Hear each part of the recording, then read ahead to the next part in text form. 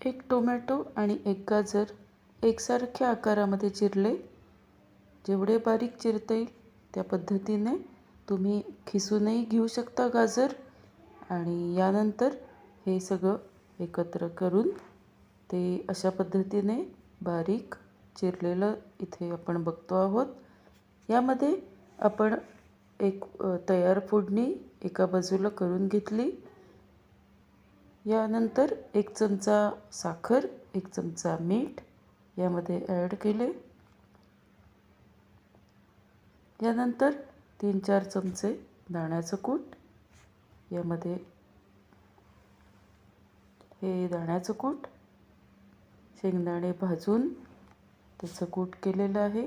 त्यानंतर 2-3 चमचे यामध्ये दही घातलं आणि ही तयार फोडणी आपण 1 चमचा त्यामध्ये घातली.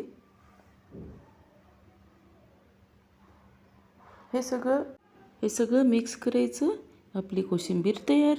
व्हिडिओला लाईक, सबस्क्राईब, शेअर नक्की करा. धन्यवाद.